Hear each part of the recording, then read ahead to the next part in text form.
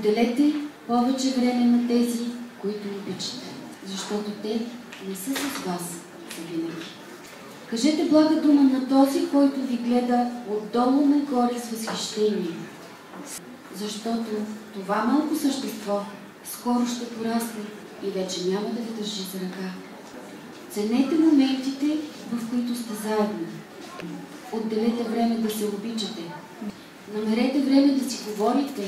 Намерете време да споделяте. Защото животът не се мери с броя вдишвания, които правим, а с моментите, които спират дъха ни. Проекта Фестивал на поколенията ме научи да работя в екип. Емоцията по време на подготовката ми за представянето ми беше невероятна. Имаше смях, имаше настроение, но с много работа и задружност смятам, че постигнахме много. Този човек, до който съм седнал на снимката, е най-старият жител на селцето, в което съм израснал. Помолих го да ми разкаже малко за нашия род. Получих от него много важна информация. Един от най-старите европейски езици, създаден на народна основа в ранното средновековие, е бил старобългарският и по наличието на определени езикови и правописни норми.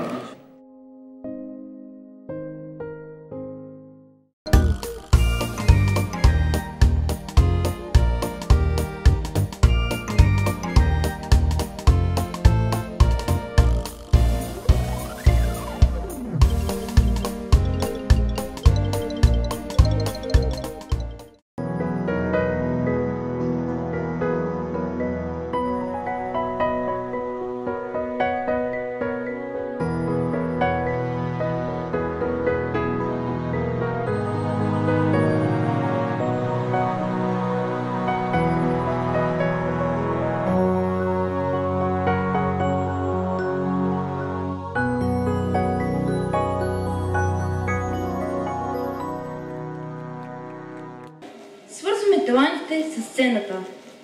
Сега ще ви представим драматизацията Някога, базирана на родовите истории на Мария Михаела и Елеонора от 11 клас. Минава с времето. Кога беше дете, кога стана мома. Скоро ще те годиме. Бабо! Много се вълнувам. Цялата съм изпълнена с очакване, а в главата ми се борят мисли и надежди. Я ми разкажи, как се сгодихте с дядо, как беше някога? Моята майка ми разказваше, че по нейно време момите и момците на хорото не се хващали за ръце, а за кърпички и така играли.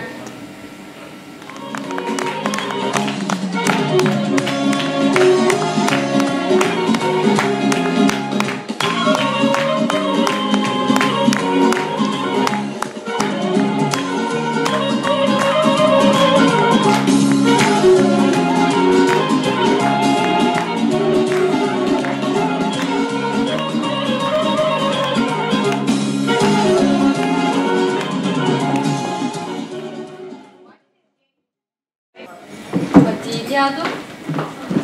Аз и дядото Симеон бяхме в 4-ти клас, когато за дългодина даскалката точно трябва да сутката. Тогава го намразих. И така, училище няма хубави спомени с него. Не пораснахме и всеки се занимаваше с неговите си работи. Аз помагах в семейството си земеделие и не излизах от селото. Мина се много време и един ден дядо Симеон иде на нивата баща си пред част от земеделската ни стока.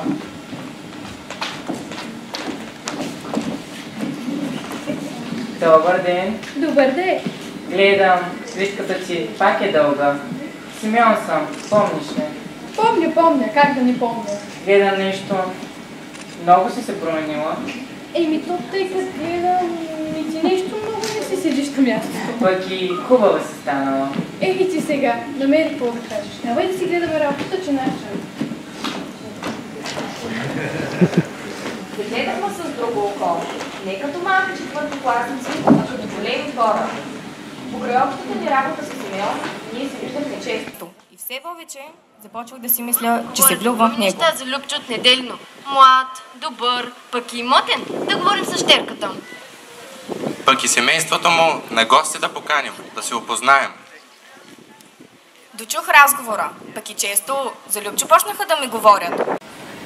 Една вечер тъкмо се връщах от нивата, дето си бях забравила мантото. А на другия ден Снощи минах край вас. Нещо гости имахте. Май дойдоха да те искат. Дойдоха, говориха си нещо с нашите там. Ти чувам, нещо си приела. Нито сме говорили за това, нито са ме питали, нито съм приела. Те пак ще дойдат. Да ги изпреваря, да дойда, аз да те искам. Не бързай, нека първо аз говоря с теб. Слушай, тате, те, моите очи, Любчо не търсят. Те отдавна вече другаде си се спрели. Как така? Тато, Любчо, съкровище е момчето. Една лоша дума не се е чула за него. Съкровище, ама не го искам него. Сега, искаш, не искаш, трябва. Аз, както казах, вече другаде си спрели. На Симеон са си спрели и там са си останали. Нека Симеон да дойде, той да ме иска, за него да се сгодят, заедно да сме. майка ми като чу, полудя. Беше против, момата трябва да слуша баща си. Баща ми нищо не каза, а след няколко дни... Хаже му здраво, вие майщерка сте имали. По-млада, по-хубава мома за женене казват. Стройна таква, с гъсти коси. Ние с Оден сме решили да искаме вашата щерка за булка на нашото момче Любчо. Очите са му станали по тебе, да знаеш. Ама и ти си една хубавица, туто да ни чилваш. Влезте, вратата ми е отворена за всеки, само душманин не приема. Не стой така, позрачни гостите, целуни ръка и ти да направиш кафе.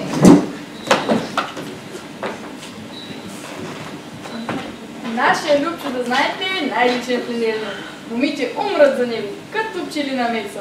Ама и нашия Любчо, вашата щерка видя, не я иска.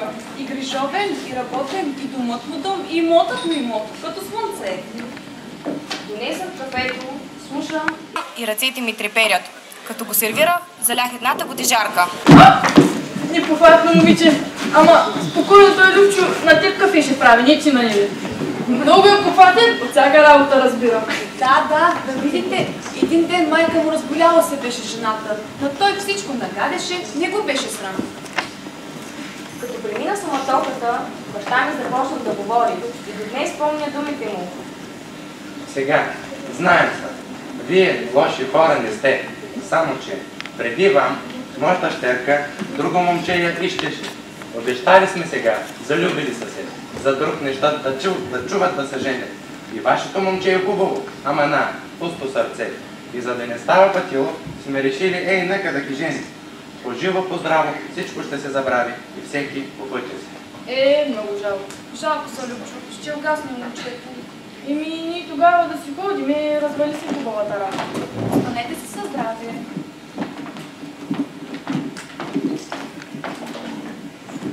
Така изпратих с смъртта ми гостите си. Всеки в срама му, той дълбоко в себе си знаеше, че постъпва правилно. Такъв баща като моя исках и за своите деца. И такъв човек видях и дядото ми. Майка ми беше гневна и пак започна. Срам, що за чудо? Вие главите ли се загубихте? Цял село, нашата дума. Викай момчето да те иска, женете се набързо, срама да отсрамне. И този път гледай да не си забравиш мантовство. Понякога си мисля, че се съгласи от тази гледна точка, че щях да се село близко до нашето. А и познаваше дядото ми. Знаеше, че не е лош човек. Така, дигна се сватба, ама едно време ще сватба да видиш. Цяло село на хоро се хваща.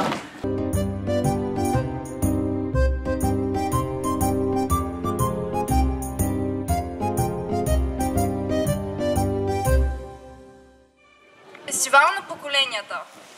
Съвместните дейности между учениците от град Бургас и гимназията в Люле Бургас са в резултат на трансграничната ни близост, а какво по-добро неформално общуване от песните и танците на младото поколение.